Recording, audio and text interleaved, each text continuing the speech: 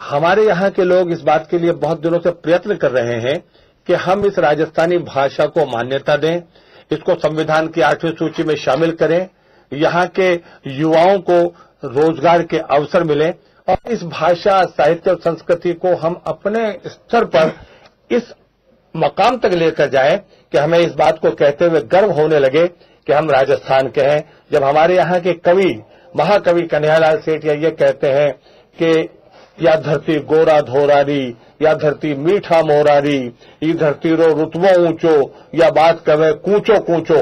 मैं अपनी कविता में इस बात को और आगे बढ़ाना चाहता हूं। मैं कहता हूं कि या बात बोलसी जणो जणो, मरुधर सो महाने हेत घणो, इनमें राणारी तलवारा, मीरारो इनमें मिनख पड़ो, या बात बोलसी जणो जणो। तो राजस्थान दिवस मना रहे हैं। राजस्थान दिवस के मनाने के लिए हम तमाम लोग इस के पात्र हैं कि हम शुभकामनाएं एक दूसरे को दें, लेकिन बात यह है कि हम इस कला को, इस साहित्य को, इस संस्कृति को, इस पूरी विरासत को कहां तक लेके जाना चाहते हैं, इस बात के बारे में भी आज राजस्थान दिवस पर चर्चा अवश्य की जानी चाहिए। सरकार को इस बात पर अवश्य ध्यान देना चाहिए कि भाषा, साहित्य और संस्कृति से पूरा समाज चलता है। सियासत उसका केवल मात्र एक हिस्सा है। सियासत का यह कर्तव्य है कि वो इस भाषा को आगे बढ़ाए। हम ये आशा करते हैं आज भी कि इस दिन, राजस्थान दिवस के दिन, कोई महत्वपूर्ण घोषणा ऐसी होनी चाहिए जिससे राजस्थान के कलाकारों को लगे, राजस्थान के रंगकर्मियों को लगे, राजस्थान के साहित्यकारों को लगे कि हम वास्तव में राजस्थान दिवस मना रहे हैं। केवल मात्र हम झांकियां निकाल रहे हैं, उत्सव मना रहे हैं। निश्चित रूप से हमारा उत्सव आ रहा है, क्योंकि रंग रंगीलो रास रसीलो यो महरो राजस्थान जी, अलबेला वीरारो प्यारो यो महरो राजस्थान जी। तो अलबेले वीरों की इस दास्तान को भी हम कहीं रेखांकित कर रहे हैं या नहीं कर रहे हैं।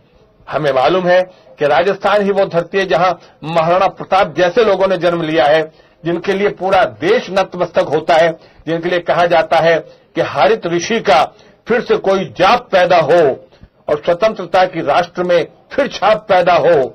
इस मुल्क की मिट्टी ये मनाती है मनौती, हर युग में मेरी कोख से प्रताप पैदा हो। तो जब प्रताप के पैदा होने की कामना करते हैं तो आज का दिन हमारे लिए महत्वपूर्ण इसलिए हो जाता है कि आज के दिन हम पूरे साहित्य को, संस्कृति को, कला को, विरासत को किस तरह आगे लेके जाएं। इस तरह की कोई नीति की घोषणा होनी चाहिए, इस तरह के कोई कार्यक्रम की घोषणा होनी चाहिए, इस तरह के लोगों के कुछ सम्मान और पुरस्कार की घोषणा होनी चाहिए, लोगों को आगे लाने का प्रयास किया जाना चाहिए।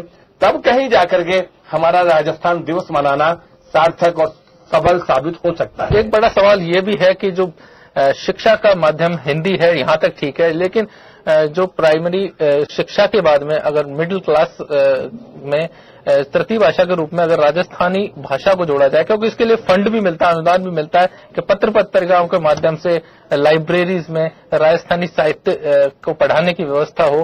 साथ ही एक और दूसरा सवाल कि देश के प्रधानमंत्री नरेंद्र मोदी गुजरात से संबंध रखते हैं और वे अपना भाषण गुजरात में पढ़ सकते हैं, लेकिन राजस्थान का कोई विधायक अगर वोट मांगने जाता है तो राजस्थानी मांगता है, लेकिन उसे मान्यता, राजस्थानी को मान्यता नहीं होने के चलते वह विधानसभा में जब जाने से पहले जो शपथ लेता है तो राजस्थानी में नहीं ले सकता।